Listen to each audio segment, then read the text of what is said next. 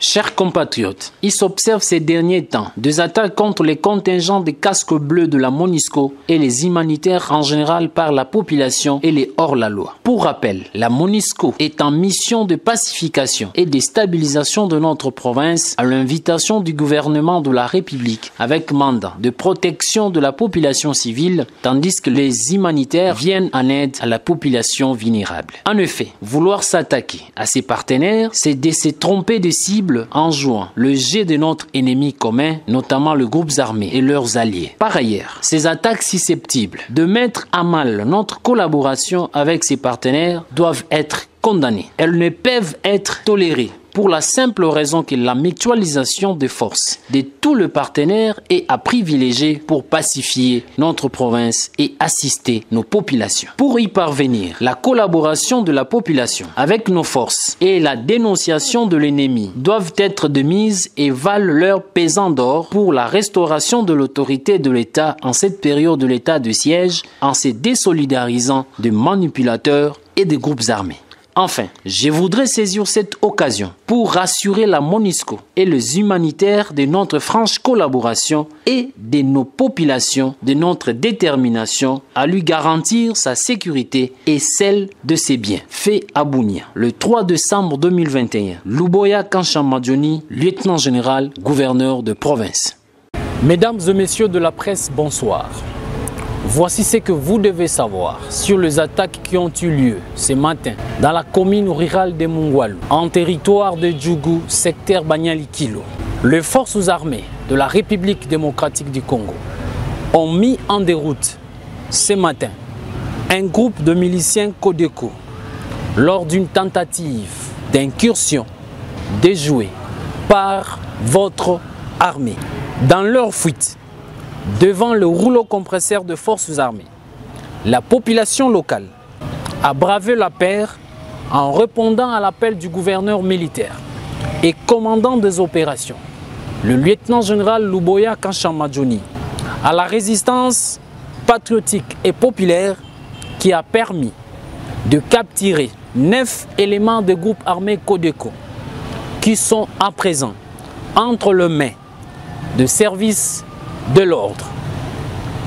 Par ailleurs, dans la même matinée, les forces armées ont bombardé par les hélicos de combat les 2 bastions les plus fortifiés de la milice Codeco. Il s'agit de BC et Brésil, en territoire de Djougou, en secteur de Banyali-Kilo. Ces opérations ont été menées de manière professionnelle. Sur le sol présentement, les unités spéciales poursuivent les opérations de fouilles et de ratissage dans la zone pour neutraliser d'autres miliciens qui sont en errance. Au nom du gouverneur militaire, le lieutenant-général Luboya Kanshamadjoni, nous remercions et encourageons toute la population qui a résisté aux forces du mal. Et donc, le milice Codeco aujourd'hui dans la commune rurale de Mungwalu. Le bilan de ces opérations sera communiqué dans les heures qui suivent. Pour le moment, la situation demeure sous contrôle des forces de sécurité et de défense. Honorable Président, merci pour la parole.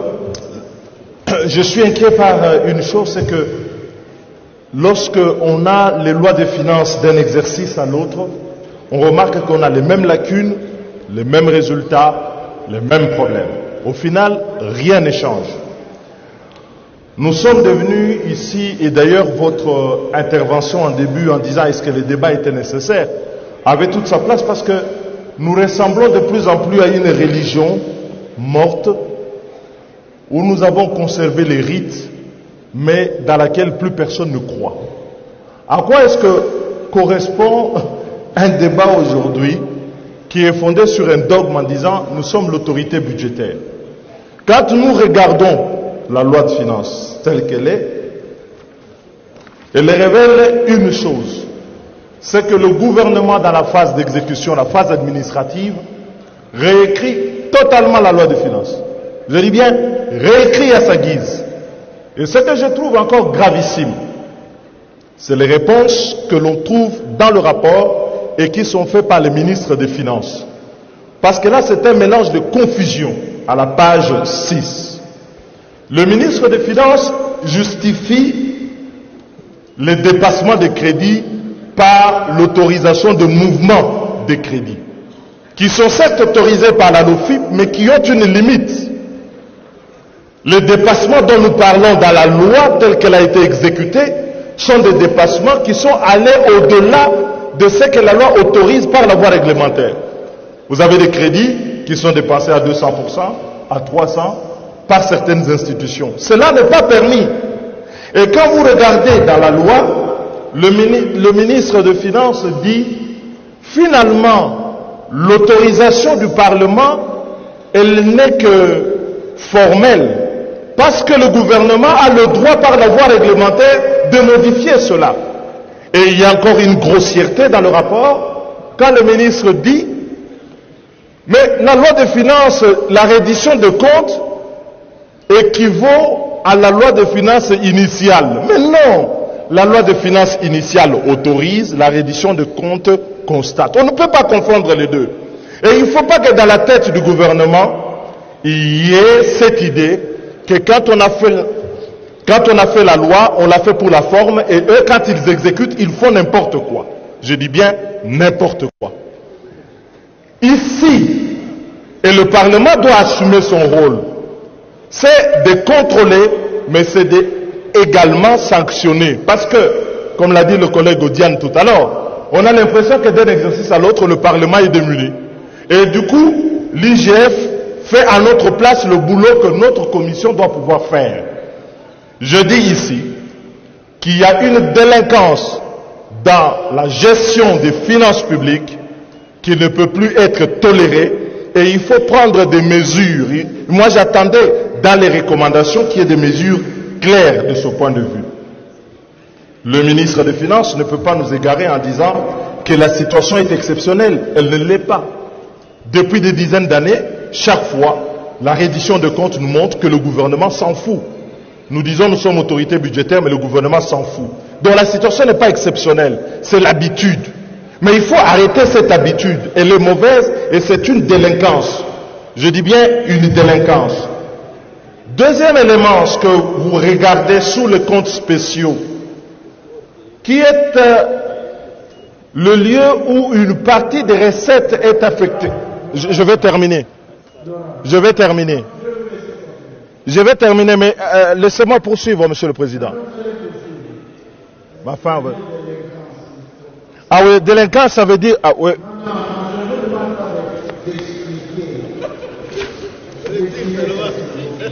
Mais, honorable Président, vous avez votre religion, j'ai la mienne. Une délinquance, c'est une délinquance. Une infraction, c'est de la délinquance. Je ne change pas sur ce point, il y a de la délinquance financière. Et je dis ici, oh ben vous la gardez. De toutes les façons, on savait que vous êtes le pape d'une religion qui n'en veut pas. Il y a violation des règles, vous dites que vous retirez la parole. Vous négociez... Vous négociez la criminalité financière. Vous négociez la criminalité, vous êtes ridicule. Vous êtes ridicule. Ah non, c'est vous qui êtes délinquant. Vous êtes délinquant, vous. Vous l'êtes, vous.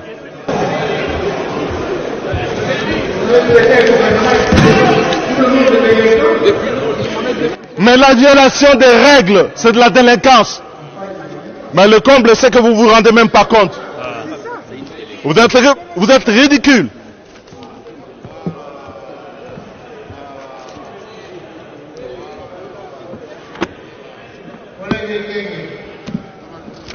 C'est un délinquant.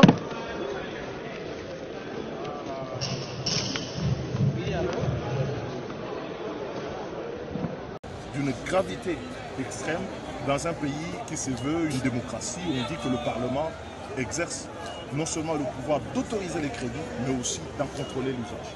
Le président de l'Assemblée nationale qui n'était pas d'accord avec votre réaction vous a traité des délinquants. C'est un voyou. Mbosso, c'est un voyou. Honorable, après votre déclaration.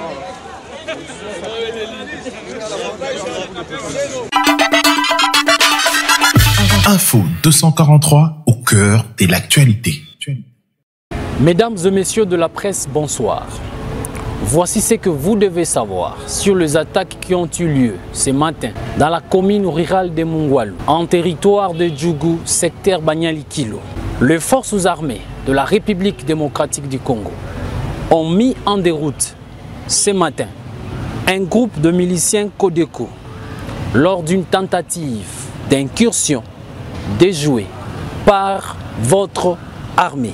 Dans leur fuite, devant le rouleau compresseur de forces armées, la population locale a bravé la paire en répondant à l'appel du gouverneur militaire et commandant des opérations, le lieutenant-général Luboya Kanshamadjoni, à la résistance patriotique et populaire qui a permis de capturer 9 éléments de groupes armés Codeco qui sont à présent entre les mains de services de l'ordre.